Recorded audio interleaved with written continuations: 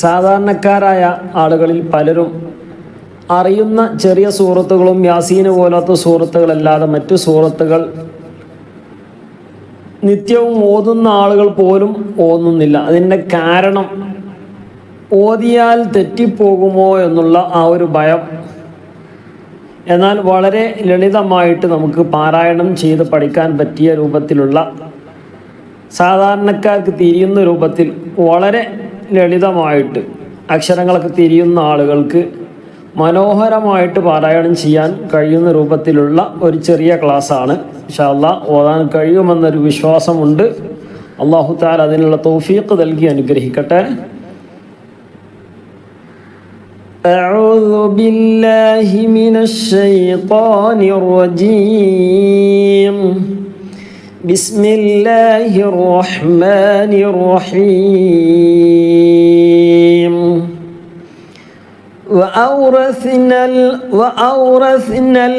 وأورثنا القوم الذين كانوا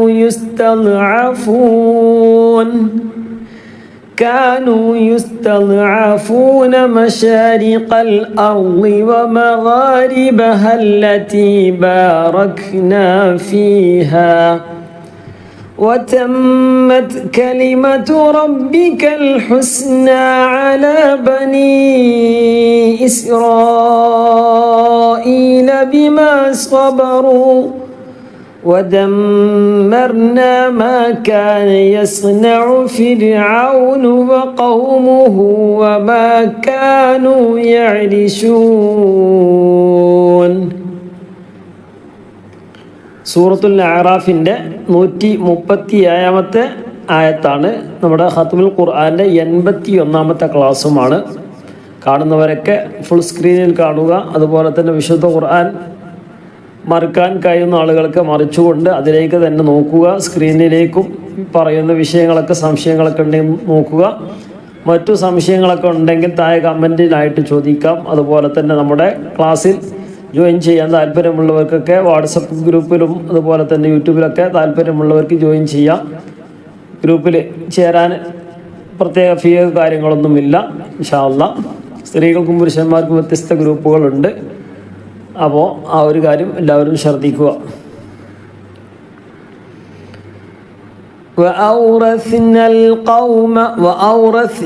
എന്നാണുള്ളത്. ഇനി പറയില്ല ഇന്നത്തെ ക്ലാസ്സിൽ. ഇവിടെ നീട്ടാനുള്ള അക്ഷരത്തിന് ശേഷം സുക്കൂനോ ശബ്ദോ വന്നാൽ നീട്ടുകയില്ല. വൗറസിനാൽ എന്ന് പറയില്ല, വൗറസിനൽ. കാരണം നീട്ടാനുള്ള ന എന്നുള്ളിടത്ത് ഒരു അലിഫ് വന്നു. ന എന്നുള്ളിടത്ത് ഒരു അലിഫ് വന്നു. ശേഷമുള്ളത് എന്താണ്? ലാമിന് സുക്കൂനാണ്. അപ്പോൾ കൂട്ടി വയ്ക്കുമ്പോൾ ആ അലിഫ് നീട്ടാനുള്ള അക്ഷരം അലിഫും യാവും വാവുമാണ്. ഏതെങ്കിലും ഒന്നേ വരെയുള്ള. ഇവിടെ അലിഫാണ് വന്നിട്ടുള്ളത്. അപ്പോൾ നീട്ടാനുള്ള അക്ഷരം ഒഴിവാകുന്നതാണ്. وأورثنا القوم الذين كانوا يستضعفون مشارق الأرض ومغاربها التي അവിടെയും ومغاربها التي باركنا فيها. കാരണം എന്താ? നേരത്തെ വന്ന സുക്കൂനാണ്. ഔറസിനൽ അവിടെ ലാമിന് സുക്കൂനാണ്. സുക്കൂനോ ശബ്ദോ വരിക എന്നുള്ളതാണ്. ഇവിടെ അല്ലത്തി എന്നിടത്ത് എന്താണ്? കൂട്ടി വയ്ക്കുമ്പോൾ മഗാരിബഹല്ലത്തി ശബ്ദ വന്നു. അപ്പോൾ പിന്നെ നീട്ടുകയില്ല. التي باركنا فيها وتمت كلمة ربك الحسنى على بني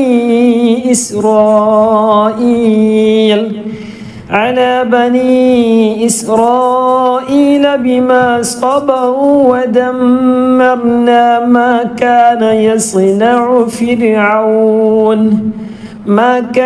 يصنع فرعون وقومه وما كانوا يعرشون. റാഇന് കസർ വന്നാൽ തർക്കീക്ക് ചെയ്യണം. അതുപോലെ തന്നെ റാഇന് സുക്കൂന് മുമ്പ് കസർ വന്നാൽ അപ്പോഴും തർക്കീക്ക് ചെയ്യണം. ഇതുപോലെ ഫിർഔൻ യഅരിശൂൻ. 138 وجاوزنا ببني إسرائيل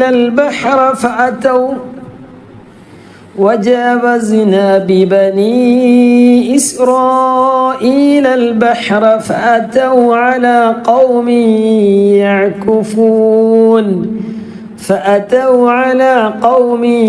يعكفون على أصنام لهم قالوا يا موسى اجعل لنا إلها كما لهم آلهة قال إنكم قوم تجهلون. നമ്മുടെ മുമ്പ് പഠിച്ച നിയമങ്ങളൊക്കെ ഓർമ്മയിലേക്ക് ഇങ്ങനെ വരണം.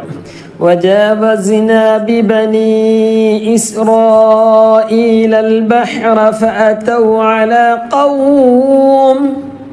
അവിടെ നിർത്തിയപ്പോൾ എന്ത് ചെയ്തു? മീമിന് സുക്കൂൻ വന്നു. അവസാനത്തെ അക്ഷരത്തിന് സുക്കൂൻ ചെയ്യണമല്ലോ, നീട്ടാനില്ലെങ്കിൽ. ഇവിടെ നീട്ടാനില്ല, അപ്പോൾ അവിടെ മീമിന് സുക്കൂൻ ചെയ്തു. തൊട്ട് മുമ്പ് വാവാണ്, വാവിന് സുക്കൂനാണ്.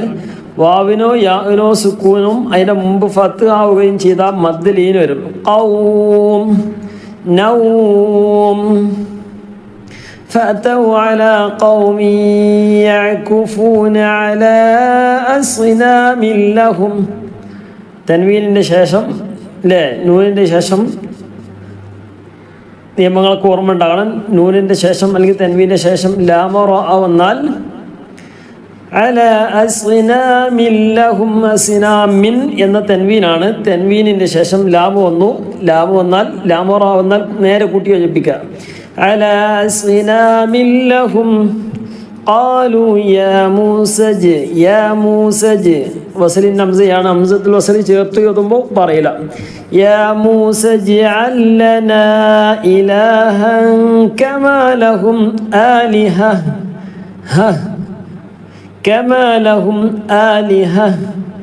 قال إنكم قوم تجهلون.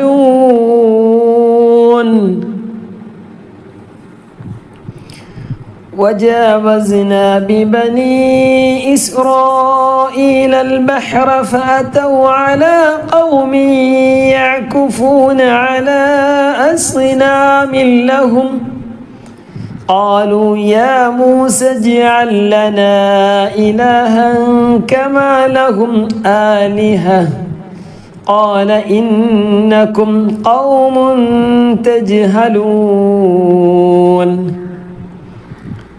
ഈ ആയത്തിൻ്റെ തുടക്കം എന്താണ്? ശബ്ദമുള്ള നൂനുണ്ട്, അപ്പം മണിക്കണം. ഇന്ന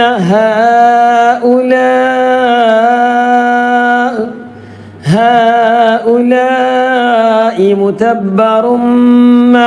തൻവീനിന് ശേഷം നൗമി, നൂന് വാവ് മീമിയാകും.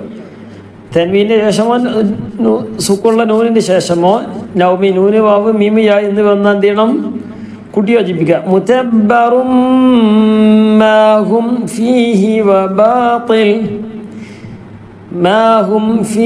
വബാതിൽ മാ കാനൂ യഅമലൂൻ. ഇന്ന ഹഉലാഇ മുതബ്ബറും മാ ഹും ഫീഹി വബാതിലും മാ കാനൂ യഅമലൂൻ. 140 ആയത്താണ്. ഇൻഷാ അല്ലാഹ് കാണുന്നവരൊക്കെ ലൈക്ക് ചെയ്തിട്ടുണ്ടാവുമെന്ന് പ്രതീക്ഷിക്കുകയാണ്. 1-2 ആളുകൾ പ്രത്യേകമായിട്ട് ദുആ ചെയ്യാൻ വേണ്ടി പറഞ്ഞിട്ടുണ്ട്.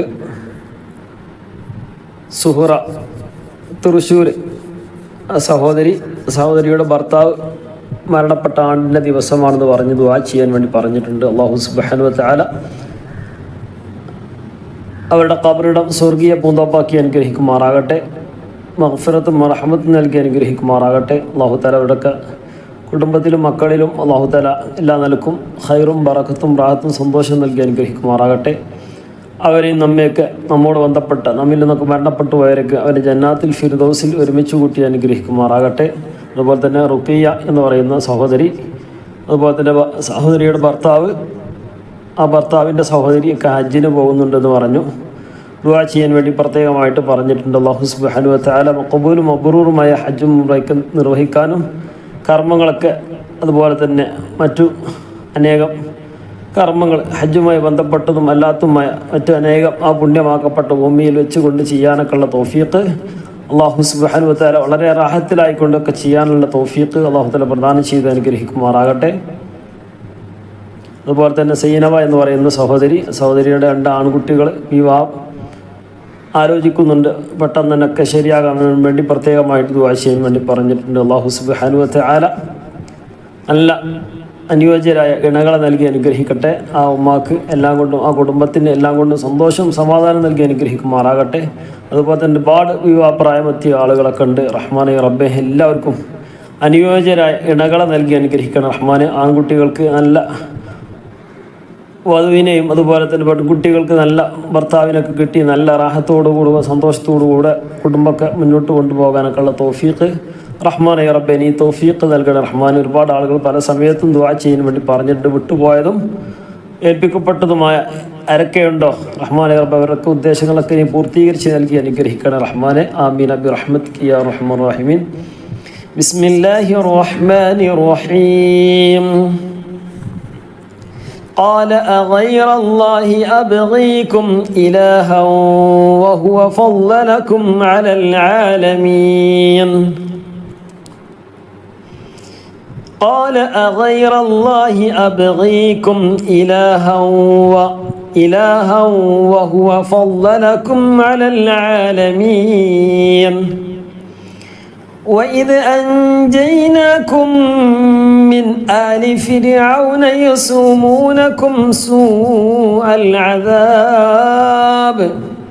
يسومونكم سوء العذاب يقتلون أبناءكم ويستحيون نساءكم وفي ذلكم بلاء من ربكم عظيم.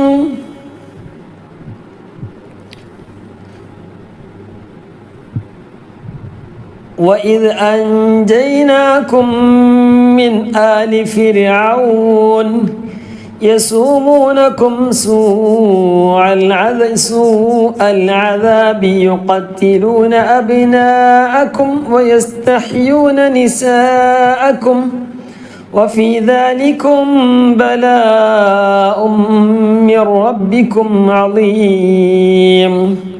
وفي ذلكم بلاء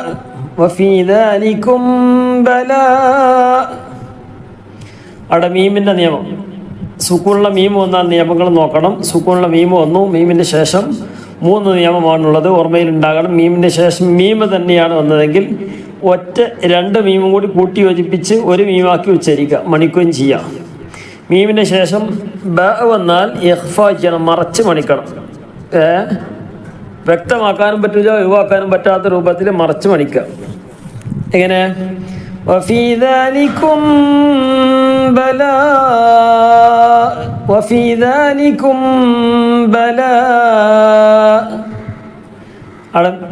ذلكم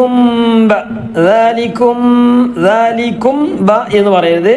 وفي ذلكم بلاء من ربكم عظيم. ഈ മീമിൻ്റെ ശേഷം ബാ അല്ലാത്ത ബാക്കി 26 അക്ഷരങ്ങൾ ഏത് വന്നാലും മീം വ്യക്തമാക്കണം. മീമിൻ്റെ നിയമമാണ് പറഞ്ഞത്. മിർ റബ്ബിക്കും നൂനിൻ്റെ ശേഷം നൂനിൻ്റെ നിയമമാണ്. നൂനിൻ്റെ ശേഷം ലാമറോ എന്നായിട്ട് പറഞ്ഞല്ലോ, അപ്പോൾ കൂട്ടി യോജിപ്പിക്കുക. മിർ റബ്ബിക്കും അളീം. وواعدنا موسى 30 ليلة وأتممناها بعشر ليلة وأتممناها بعشر فتم ميقات ربه 40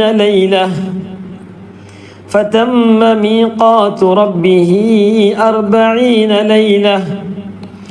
وقال موسى لأخيه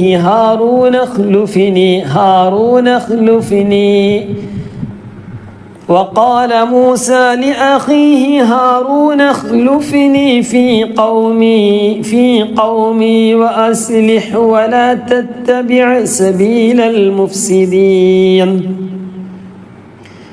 وواعدنا موسى 30 ليلة وأتممناها ب10 فتم ميقات ربه 40 ليلة وقال موسى لأخيه هارون اخلفني في قومي وأصلح ولا تتبع سبيل المفسدين ولما جاء موسى لميقاتنا وكلمه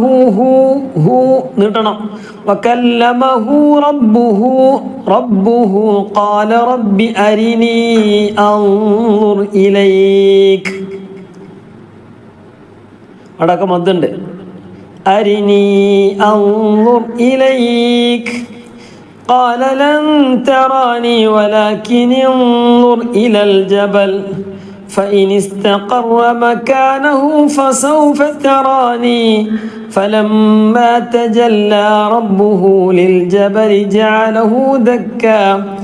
جعله دكا وخر موسى صعقا فلما أفاق قال سبحانك تبت إليك وأنا أول المؤمنين. പ്രധാനപ്പെട്ട പോയിന്റ് മാത്രമേ പറയുന്നുള്ളൂ. ولما جاء موسى لميقاتنا وكلمه ربه قال رب أرني أنظر إليك قال لن تراني ولكن انظر إلى الجبل فإن استقر مكانه فسوف تراني فلما تجلى ربه للجبل جعله دكا وخر موسى صعقا فلما أفاق قال سبحانك تبت إليك وأنا أول المؤمنين. قال يا موسى إني اصطفيتك على الناس برسالاتي وبكلامي قال يا موسى إني اصطفيتك എന്നാണുള്ളത് ശേഷമുള്ള സൂക്കൂന് إني اصطفيتك على الناس برسالاتي وبكلامي فخذ ما آتيتك وكن من الشاكرين. 145 وكتبنا له في الألواح من كل شيء موعظة وتفصيلا. തൻവീൻ ഫത്താണ് നിർത്തേണ്ടത്. وتفصيلا لكل شيء فخذها بقوة وأمر قومك يأخذوا بأحسنها. സഊരീക്കും സഊന്ന് വായിക്കരുത്. വാവിന് മുകളിൽ ഒരു സുക്കൂന് പോലത്തെ ചിഹ്നം, സുക്കൂനല്ല, ഒരു 0 മാർക്ക് ഉണ്ട്. അത് ആ വാവ് ഉച്ചരിക്കുകയില്ല എന്നതിൻ്റെ അടയാളമാണ്. സഊന്ന് വായിക്കരുത്. സഊരീക്കും ദാറൽ ഫാസിഖീൻ. നമ്മൾ പ്രത്യേകം ശ്രദ്ധിക്കണം. നമ്മൾ മാത്രമല്ല, നമ്മൾ മക്കൾക്കൊക്കെ എന്ത് ചെയ്യും, ഓതി കൊടുക്കുമ്പോൾ മക്കൾ ചിലപ്പോൾ അതിങ്ങനെ സഊന്ന് വായിക്കും. അപ്പോൾ അതൊക്കെ നമ്മൾ എന്ത് ചെയ്യണം, നമ്മൾ ഓരോ വിഷയങ്ങൾ നമ്മൾ മനസ്സിലാക്കുകയും നമ്മളെ പാരായണത്തിൽ കൊണ്ടുവരികയും മക്കൾക്ക് അത് പറഞ്ഞു കൊടുക്കുകയൊക്കെ ചെയ്യാം. അതുപോലെ തന്നെ മക്കൾക്ക് വേണ്ട 2, 3, 4 ക്ലാസ് പ്രധാനപ്പെട്ട ഈ ചെറിയ ക്ലാസ്സുകൾക്കുള്ള ഖുർആനും ഹിഫ്ളൊക്കെ അവരുടേതായ സിലബസ് അനുസരിച്ച് ഓരോ മാസത്തിൽ വേണ്ടതായ ഹിഫ്ളുകളൊക്കെ ഇൻഷാ അല്ലാഹ് നമ്മുടെ ക്ലാസ്സിൽ വന്നുകൊണ്ടിരിക്കുന്നുണ്ട്, ഇനിയും വരും. അപ്പോൾ അതൊക്കെ ക്ലാസ് കേൾക്കുകയും കുട്ടികളെ കൊണ്ട് ഓതിപ്പിക്കുമ്പോൾ കാര്യങ്ങളൊക്കെ ശ്രദ്ധിച്ചാൽ വലിയ മാറ്റങ്ങളൊക്കെ വരുത്താൻ നമുക്ക് കഴിയും. ഇൻഷാ അല്ലാഹ് അല്ലാഹു തആല നമ്മുടെ മക്കളെയൊക്കെ അവൻ്റെ സ്വാലിഹ്യങ്ങൾ ഉൾപ്പെടുത്തി അനുഗ്രഹിക്കട്ടെ. സഊരീകും ദാറൽ ഫാസിഖീൻ وكتبنا له في الألواح من كل شيء موعظة وتفصيلا لكل شيء فخذها بقوة وأمر قومك يأخذوا بأحسنها سأريكم دار الفاسقين سأصرف عن آياتي الذين يتكبرون في الأرض بغير الحق وإن يروا كل آية لا يؤمنوا بها وإن يروا سبيل الرشد لا يتخذوه سبيلا وإن يروا سبيل الغي يتخذوه سبيلا ذلك بأنهم كذبوا بآياتنا وكانوا عنها غافلين سأصرف عن آياتي الذين يتكبرون في الأرض بغير الحق وإن يروا كل آية لا يؤمنوا بها وإن يروا سبيل الرشد لا يتخذوه سبيلا وإن يروا سبيل الغي يتخذوه سبيلا ذلك بأنهم كذبوا بآياتنا وكانوا عنها غافلين والذين كذبوا بآياتنا ولقاء الآخرة حبطت أعمالهم هل يجزون إلا ما كانوا يعملون والذين كذبوا بآياتنا ولقاء الآخرة حبطت أعمالهم هل يجزون إلا ما كانوا يعملون واتخذ قوم موسى من بعده من حليهم عجلا جسدا له خوار ألم يروا أنه لا يكلمهم ولا يهديهم سبيلا اتخذوه وكانوا ظالمين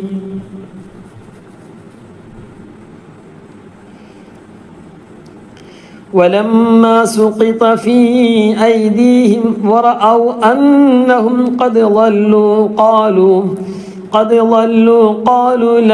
لئن لم يرحمنا في أيديهم ورأوا أنهم قد ضلوا قالوا لئن لم نونين شاشم لام ونو لئن لم يرحمنا ربنا ويغفر لنا فر ويغفر رائل سكون منبكسران ويغفر لنا لنكونن من الخاسرين ولما سقط في أيديهم ورأوا أنهم قد ضلوا قالوا لئن لم يرحمنا ربنا ويغفر لنا لنكونن من الخاسرين ولما رجع موسى إلى قومه غضبان أسفا قال بئس ما خلفتموني من بعدي أعجلتم أمر ربكم وألقى الألواح وأخذ برأس أخيه يجره إليه قال ابن أم إن القوم استضعفوني وكادوا يقتلونني فلا تشمت بي الأعداء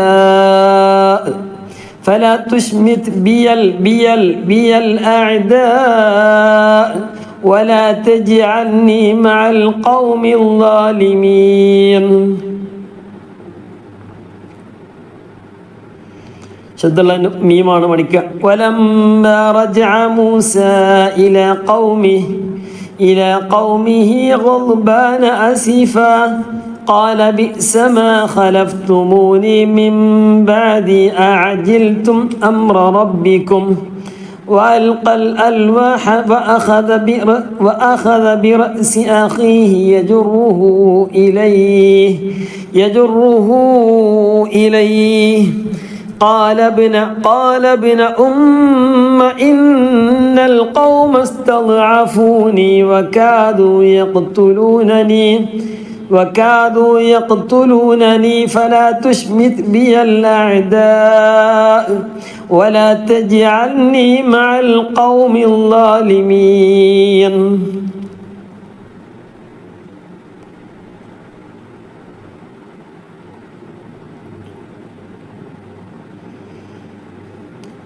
قال رب اغفر لي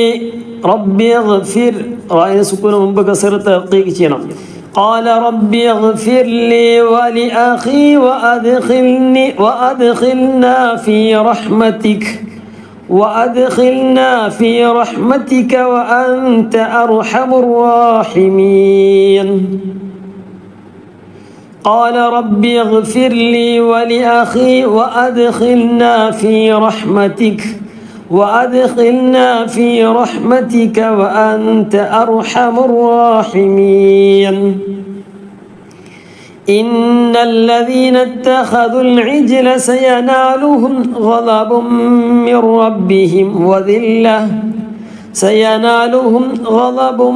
من ربهم وذلة في الحياة الدنيا وكذلك نجزي المفترين. إن الذين اتخذوا العجل سينالهم غضب من ربهم وذلة في الحياة الدنيا وكذلك نجزي المفترين. والذين عملوا السيئات ثم تابوا من بعدها وآمنوا إن ربك من بعدها لغفور رحيم. والذين عملوا السيئات ثم تابوا من بعدها وآمنوا إن ربك من بعدها لغفور رحيم. 153 ആയത്താണ് ആയത്. ഇൻഷാ അല്ലാഹ് നമുക്ക് ഒരു പ്രാവശ്യം കൂടി ഓതി നോക്കാം.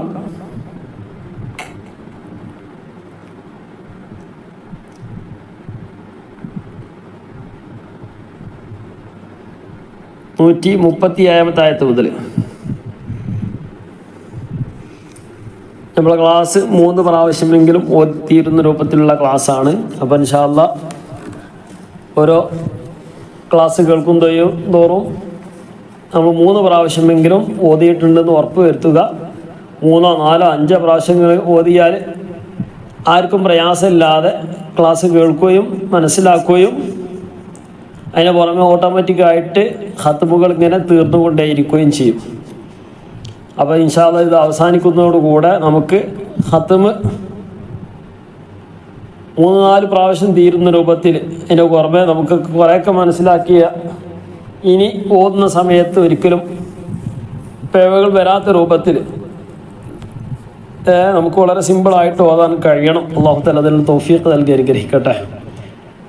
ഒരുപാട് ആളുകൾ ദുആ ചെയ്യാൻ വേണ്ടി നേരത്തെ പറഞ്ഞ കൂട്ടത്തിലും അതുപോലെ തന്നെ നമ്മുടെയൊക്കെ ഒരുപാട് ഉദ്ദേശങ്ങളുണ്ട്. റഹ്മാനെ റബ്ബെ നീ പൂർത്തീകരിച്ച് നൽകി അനുഗ്രഹിക്കണം. റഹ്മാനെ നീ പൂർത്തീകരിച്ച് നൽകി അനുഗ്രഹിക്കണം. റഹ്മാനെ ദുനിയാവും ആഖിറും രക്ഷപ്പെടുന്ന യഥാർത്ഥ മുത്തഖീങ്ങളിൽ ഉൾപ്പെടുത്തുന്ന റഹ്മാനെ മരണം ഖൈറാകുന്ന സമയത്ത് ലാ ഇലാഹ ഇല്ലല്ലാഹ് എന്ന കലിമത്ത് തൗഹീദ് ചൊരിച്ചുകൊണ്ട് മരണപ്പെടാനുള്ള തൗഫീഖ് നീ നൽകണം. റഹ്മാനെ നമ്മുടെ പ്രേക്ഷകരിൽ പലരും പ്രായമുള്ളവരുണ്ട്, സഹോദരന്മാരുണ്ട്, യുവാക്കളുണ്ട്, കുട്ടികളുണ്ട്. റഹ്മാനെ റബ്ബെ എല്ലാവരും എല്ലാവരുടെ കാര്യങ്ങളും ഏറ്റെടുത്ത് നീ സലാമത്തിലാക്കണം. റഹ്മാനെ നീ ഇസ്സത്തിലാക്കണം. റഹ്മാനെ ഐശ്വര്യം നൽകണം. റഹ്മാനെ ഞങ്ങളെ ഖൽബിൽ നീ ഈമാനെ വർദ്ധിപ്പിച്ച് നൽകണം. റഹ്മാനെ ഈമാനെ നീ വർദ്ധിപ്പിച്ച് നൽകണം. റഹ്മാനെ പൂർണ്ണ ഹിദായത്തിലായിക്കൊണ്ട് ഈമാനിലായിക്കൊണ്ട് തഖ്വയിലായിക്കൊണ്ട് ജീവിക്കാനുള്ള തൗഫീഖ് നീ നൽകണം. അല്ലാഹ് മരണം ഖൈറാകുന്ന സമയത്ത് എല്ലാവിധ ബാധ്യതകളും ഒക്കെ തീർത്തുകൊണ്ട് റാഹത്തിലായിക്കൊണ്ട് ഹജ്ജും ഉംറയൊക്കെ നിർവഹിച്ച് ഒരു ബാധ്യതയുമില്ലാതെ റാഹത്തായിട്ട് ഈ ലോകത്ത് നിന്ന് വിട പറയാൻ ഹബീബായ മുത്ത് മുഹമ്മദ് മുസ്തഫ സ്വല്ലല്ലാഹു അലൈഹി വസല്ലം തങ്ങളുടെ ഭൂമുഖം ദർശിച്ചുകൊണ്ട് ലാ ഇലാഹ ഇല്ലല്ലാഹ് എന്ന കലിമത്ത് തൗഹീദ് ഉച്ചരിച്ചുകൊണ്ട് മരണപ്പെടാനുള്ള തൗഫീഖ് നീ നൽകണം. അല്ലാഹ് നീ തൗഫീഖ് നൽകണം. റഹ്മാനെ നീ തൗഫീഖ് നൽകണം. റഹ്മാനെ റഹ്മാനെ റബ്ബേ, ഞങ്ങളെയും ഞങ്ങളോട് ബന്ധപ്പെട്ടവരെയും ഞങ്ങളിൽ നിന്ന് മൗത്തായവരെയും ജന്നാത്തുൽ ഫിർദൗസിൽ ഹബീബായ മുത്ത് മുഹമ്മദ് മുസ്തഫ സല്ലല്ലാഹു അലൈഹി വസല്ലം തങ്ങളോടുകൂടെ നീ ഒരുമിച്ച് കൂട്ടി അനുഗ്രഹിക്കണം റഹ്മാനെ. ആമീൻ ബിറഹ്മതിക യാ അർഹമർ റഹീമീൻ. ബിസ്മില്ലാഹിർ റഹ്മാനിർ റഹീം. وأورثنا القوم الذين كانوا يستضعفون مشارق الأرض ومغاربها التي باركنا فيها وتمت كلمة ربك الحسنى على بني إسرائيل بما صبروا ودمرنا ما كان يصنع فرعون وقومه وما كانوا يعرشون وجاوزنا ببني إسرائيل البحر فأتوا على قوم يعكفون على أصنام لهم قالوا يا موسى اجعل لنا إلها كما لهم آلهة قال إنكم قوم تجهلون إن هؤلاء متبر ما هم فيه وباطل ما كانوا يعملون قال أغير الله أبغيكم إلها وهو فضلكم على العالمين وإذ أنجيناكم من آل فرعون يسومونكم سوء العذاب يقتلون أبناءكم ويستحيون نساءكم وفي ذلكم بلاء من ربكم عظيم وواعدنا موسى 30 ليلة وأتممناها ب10 فتم ميقات ربه 40 ليلة وقال موسى لأخيه هارون اخلفني في قومي وأصلح ولا تتبع سبيل المفسدين ولما جاء موسى لميقاتنا وكلمه ربه قال رب أرني أنظر إليك قال لن تراني ولكن انظر إلى الجبل فإن استقر مكانه فسوف تراني فلما تجلى ربه للجبل جعله دكا وخر موسى صعقا فلما أفاق قال سبحانك تبت إليك وأنا أول المؤمنين قال يا موسى إني اصطفيتك على الناس برسالاتي وبكلامي فخذ ما آتيتك وكن من الشاكرين وكتبنا له في الألواح من كل شيء موعظة وتفصيلا لكل شيء فخذها بقوة وأمر قومك يأخذوا بأحسنها سأريكم دار الفاسقين سأصرف عن آياتي الذين يتكبرون في الأرض بغير الحق وإن يروا كل آية لا يؤمنوا بها وإن يروا سبيل الرشد لا يتخذوه سبيلا وإن يروا سبيل الغي يتخذوه سبيلا ذلك بأنهم كذبوا بآياتنا وكانوا عنها غافلين والذين كذبوا بآياتنا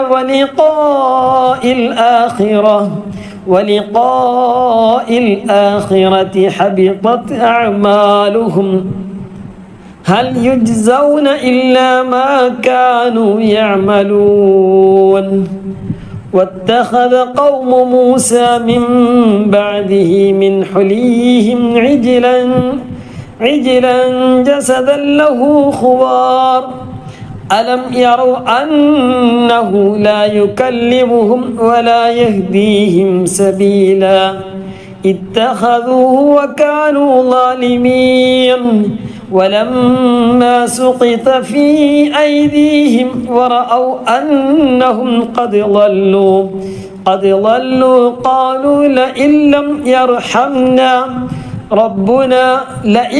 يرحمنا ربنا ويغفر لنا لنكونن من الخاسرين ولما رجع موسى إلى قومه غضبان عسفا قال بئس ما خلفتموني من بعدي أعجلتم أمر ربكم وألقى الألواح وأخذ برأس أخيه يجره إليه قال ابن أم إن القوم استضعفوني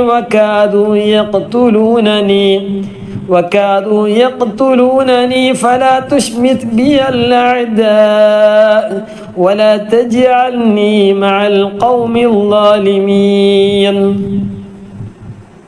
قال رب اغفر لي ولأخي وأدخلنا في رحمتك وأنت أرحم الراحمين إن الذين اتخذوا العجل سينالهم غضب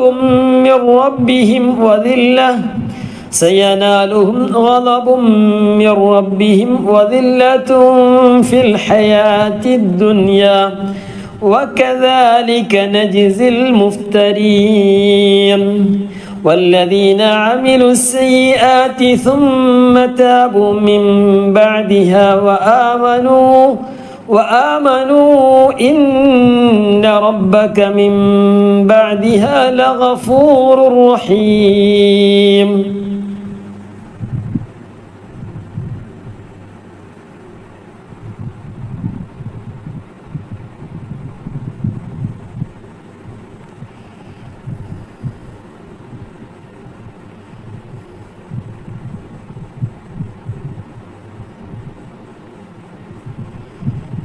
നൂറ്റി 183 വരെയല്ല ഓതിയത്. ഇൻഷാ അല്ലാഹ് അല്ലാഹു സുബ്ഹാനഹു വ തആല ഖബൂൽ ചെയ്ത് അനുഗ്രഹിക്കുമാറാകട്ടെ. സദഖല്ലാഹുൽ അലിയ്യുൽ അദീം. ربنا تقبل منا إنك أنت السميع العليم وتب علينا إنك أنت التواب الرحيم